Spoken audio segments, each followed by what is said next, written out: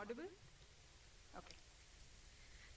So yeah, this is my topic, and we'll be learning how to make Python faster using NUMBA and the latest JIT compiler.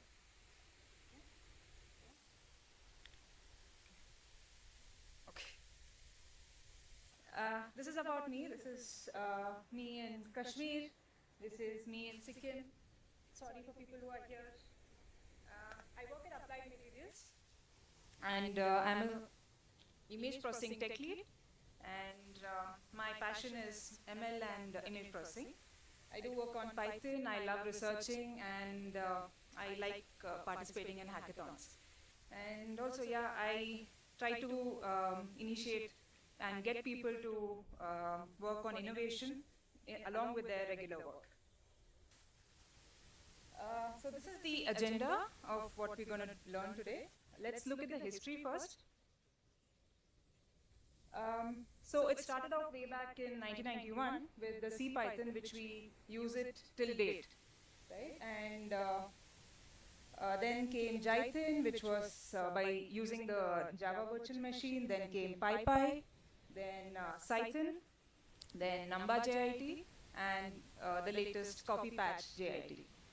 Okay, and yeah, you can see it started off around the NUMBA JIT and copypat JIT was in 3.6 and 3.13. We will be going through those two in the end. Okay, those two are the main topics of my talk today. What is a JIT? And so basically, JIT is the just-in-time compiler is something which compiles your code during runtime. This is very common, right? Like this is common knowledge. And basically, it achieves performance improvements during runtime. And what it does is it uses LLVM, which is low-level virtual machine. And this is how it enables the JIT infrastructure in Python. The list is right here, the list of JIT compilers, which is PyPy, NUMBA JIT, and the copypat JIT. Let's look into the copypat JIT. It's an experimental feature still. Anybody who has used this? No, right? Have you? Okay, great. Where do you work? Nice. You got nice answer. But yeah, I haven't used this yet, but yeah, you guys can use it in the next 10 days. It will be released along with 3.13. And yeah, so basically, the guy over there can answer better than me about this, but yeah. Basically, what it does is it works by copying the Python bytecode into a new optimized representation, and that's how it converts it into a patched bytecode. And that is used when by the interpreter during execution. This results in the faster execution of your entire Python code. It is used for loop unrolling. Say you have multiple loops, you need to unroll it into separate loops so that you remove the loop overheads, and function inlining, and also in constant folding. Okay. Then there is NUMBA JIT, which is also open source, and it translates Python and the NumPy functions into optimized machine code.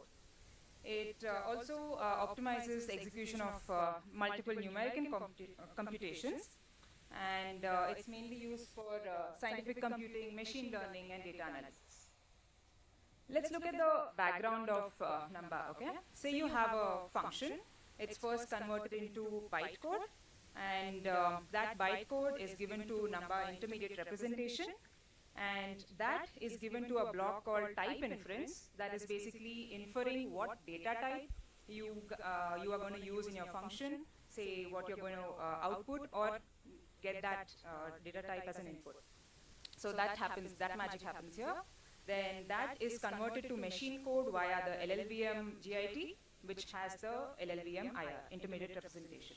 And finally, all this magic that has happened gets saved into the cache, and then the compiler uses it during runtime and executes it. So this is what LLVM is. It's mainly an open source project, and multiple JITs can use LLVM. And yeah, it has a lot of reusable compiler and toolchain technologies. Then LLVM core has the LLVM intermediate representation, which is platform independent. So say you write something on one platform, you can port it to another platform and use it. Okay, that is what makes the base of any JIT this simple to use. When do we use JIT? The NUMBA JIT mainly, and when do we not use it?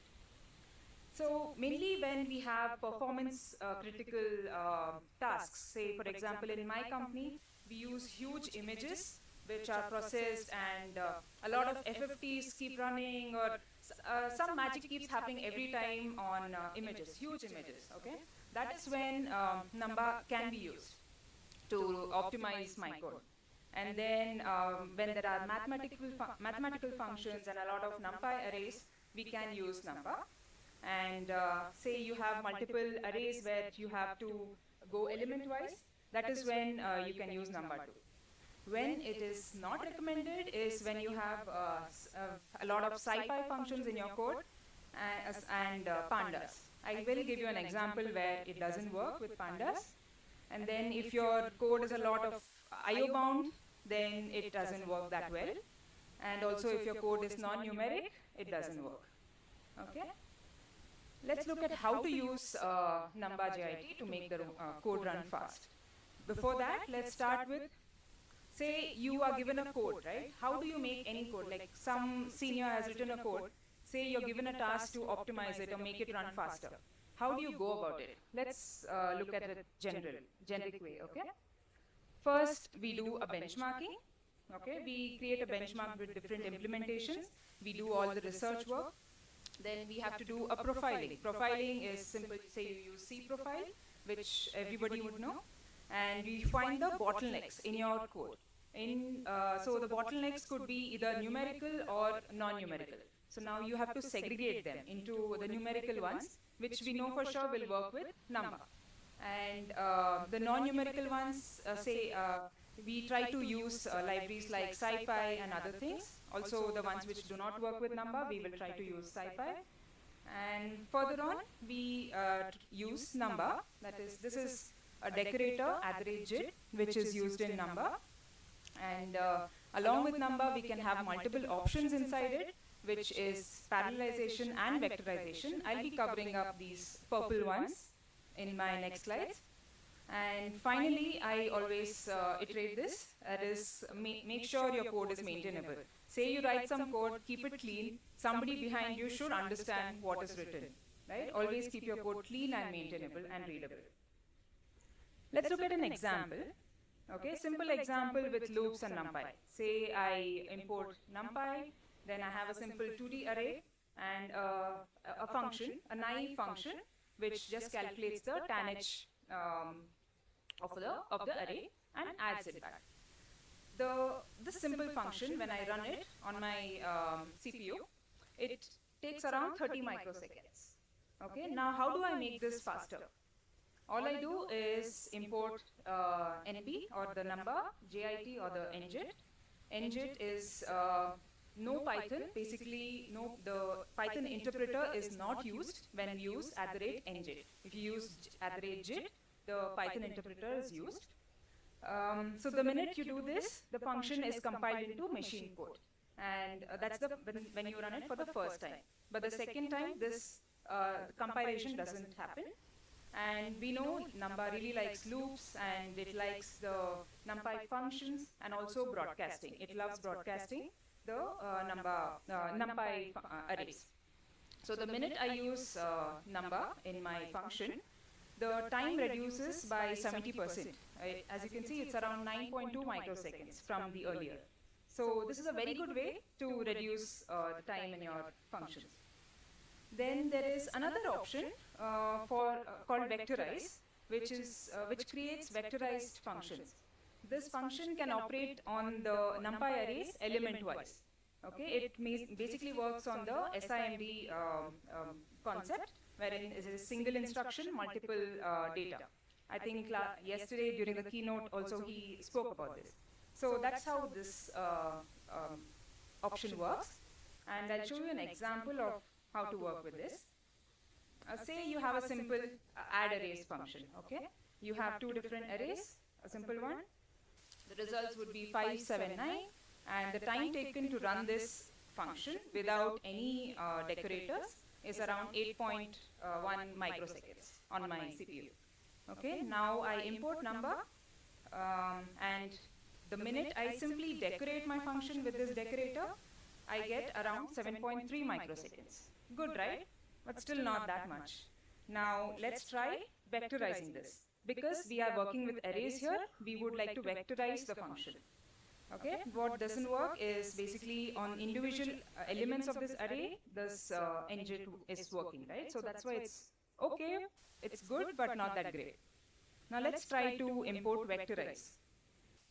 With vectorize, the time taken by this function is around 5.4 microseconds, which is even better than what we had earlier. Why did this work?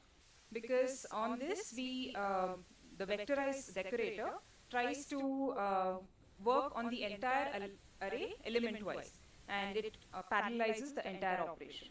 So again, it uses SIMD. There is another option called signature. Now, say you're working with a function, your inputs, the function doesn't know what kind of inputs you have. Like say, what data type is your input? Say it's int32, float64, it doesn't really know. So now comes the, if you remember in my previous slide, there was a type inference block, which tries to infer the data type of your input or the output. So that takes time. Now to reduce that time, I tell my function, okay boss, this is my data type, use it. Okay, so I'm telling it prior to my function, this is the data type, please use this constant data type. Let's look at an example, okay? Again, we import NUMBA, we import NJIT, and this is a simple function where we are adding the elements of the entire array. You have a simple array, and the time taken for this is around 6.7 microseconds. Now let's import NJIT. It's visible, right? The code is visible? Okay. Okay. So let's import NJIT, and the same function, no changes, it takes around 4.2 microseconds. Now let's try to tell the function what data type is to be used. So what I do here, I tell the function saying use only int32 data type, and thus I am trying to save the time during the type inference. The minute I do this, sorry, this is coming in between. Yeah, the minute I do this, it reduces the time to around 2.1 microseconds. Okay, so this is one of the good options of NUMBA, wherein you can tell the function that this is the data type to be used. Then you have parallel execution of loops. It also tries to optimize parallel looping. Okay, and here what we do is simply say NJIT and parallel equals true. This is a simple decorator. What it does is it tries to parallelize the loops. And what we need to take into account when we're doing this is parallelization overhead. Okay, granularity of the workload and the data dependencies. This is the main thing, and also hardware limitations. So don't forget about that. So these are the 4 things that we need to make sure that we are keeping in mind before using parallelization. Okay, let's look at an example. We import NumPy, a simple example of squaring the elements of the array. Simple array is the same as before, and each element is squared. The results is as shown, and it takes around 25 microseconds. Now let's import NUMBA, NJIT, and use the same decorator. The function is still the same, and it takes around 7 microseconds. Okay, pretty good if you compare from the previous one. Now let's try to parallelize this. To parallelize this, here you have range, right? Now this range can be converted into P range, and P range is what is me telling my code saying try to parallelize the entire loop using the P range function and not the regular range. This is how it parallelizes the entire array, entire loop. Yeah. So the minute this decorator is used, it takes around 70 microseconds This is pretty high, right? Why did this happen? This shouldn't have. Do you remember I spoke about the overheads earlier, the overhead of parallelization. So this particular operation is not really suitable for parallelization. And also, this is the reason why we have the slower execution from the above. Okay?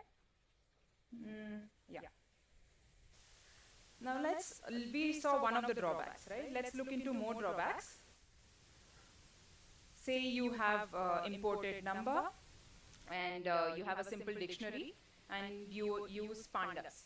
I mentioned earlier, pandas is not such a good option to use with NUMBA. And this is what happens. No, NUMBA doesn't really know data frames or any of the functions like covariance, pandas covariance. It doesn't really know that. So that's the reason we cannot use NUMBA with pandas. Yeah. Okay. So another example. Okay. Let's look at a recursion example. Simple recursive function. We are trying to find the factorial. Okay. It's a 9 function. Let's calculate the factorial of 25. If you calculate the value on your phones, this is the huge number that comes up, and my CPU took around 3.6 microseconds. Okay. Now let's try to use NJIT or the NUMBA. Okay. And the minute I use NUMBA, it takes around 0.3 microseconds. I was really shocked when I saw that. But then what is the result? It's not really correct. And why did this happen? Because my function, NUMBA, thinks that the results are going to be in 32. So now either I use the signature function which I spoke about earlier, or I do something else, another magic. Okay. Let me remove all this. And now there's something new here, which is LRU cache. So this decorator, I use it at the rate LRU cache and max size equals none or some integer value. Okay. This, the minute I use this decorator, it saves the result of the particular run into cache. When I say max size equals none, it is not going to keep a maximum size of the cache. It is going to be unlimited. But so be careful when you use this. So every time a function is entered, the result is saved into the cache, and it gets it back from the cache when it's calculated. Okay. And when I do this, it takes around 0.1 microseconds, and we have the correct result. Okay. So we know one thing, that NUMBA doesn't really work well with recursions. There is a limit. Okay. So this is another, not just a drawback, I'm giving you a solution also for that. Okay. Next, finally, we're coming to the summary. Okay. So we covered JIT, which is the simple NUMBA, how to compile it. Okay, and then there is NJIT, which is saying that do not use a Python interpreter. And then we have cached equals true. The ones in green are something which I did not cover, the light green ones. That is JIT class, wherein you create an entire class which is compiled in NUMBA. Then similar to vectorize, we have GU vectorize, which operates on multiple dimensions. And then there is parallel equals true, which we already covered. Then there is fast math, and then there is LRU cache, which we just covered, and also the signature function and the cfunct, and CUDA-JIT. CUDA-JIT was also one of the good options, wherein we can use it to create CUDA kernels. Okay, and say you specify device equals true, it uses it on the GPU. Okay, it needs to be used on the GPU. And it can be used for deep learning and other calculations on your GPU. Okay, basically we use it for that. And these are some of the good links. Okay, the first one is pretty good, wherein you can get all the information about the Python 3.13 JIT, and the other ones are also here. You can have a look. Okay. Yeah. So this is about me. Yeah, and this is my LinkedIn profile. Thank you so much.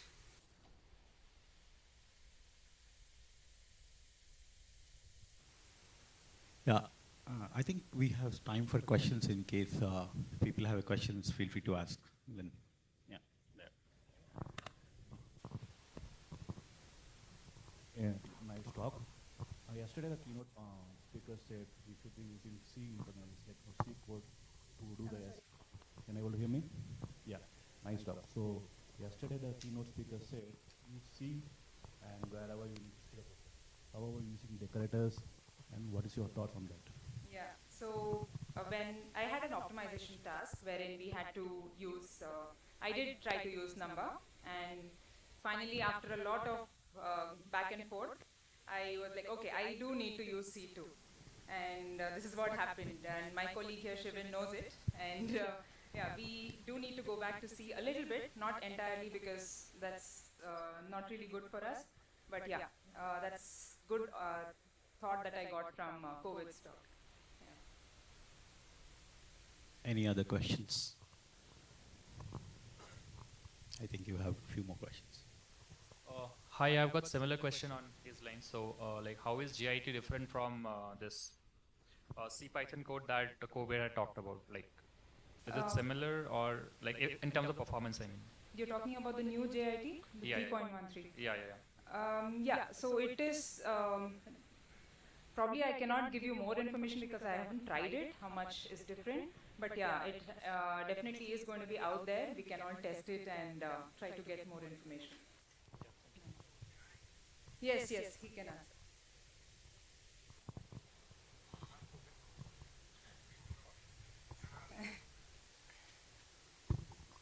Hi, I'm Kobe, the person who gave the talk yesterday. So the thing with JITs is they are easy to use. So for example, the Python 313 JIT, the experimental one, you don't really need to do anything. It works automatically behind the scenes. So if you want to go fast with less development cost, that's a good option. But if you actually profile things, you'll find that you can, for maximum speed, a JIT is not the answer. You really need to write machine code yourself, hand-tuned possibly, or using a library that somebody else has hand-tuned. So for high development cost but maximum speed, follow the approach I advocate. For lower development cost but still good speed, JITs are a good answer. Thanks, Kobe. Yeah, I think there's one. Okay, cool. I have a question. Yes, please. So when you say that Pandas doesn't work with NumBa, right? So is there any way that we can tweak where we can make Pandas to work NumBa? I mean, my question is there any way where we can convert the Pandas data frame into NumPy? And, Bytes? yeah, I mean, can we We tweak can that? use it with bytes, yes. Yeah, that was my question. Okay. Got it. Uh, any other questions? Yeah, along the same lines, is it possible to extend any arbitrary data structure to make it number aware? I haven't tried. Which data structure do you talk about? Like, just as you said, pandas data frame, Yeah. how could you convert it to make number aware of its internal? Yes, like for example, I have used bytes. The image that I use, I convert it to bytes and I use it. So probably yes.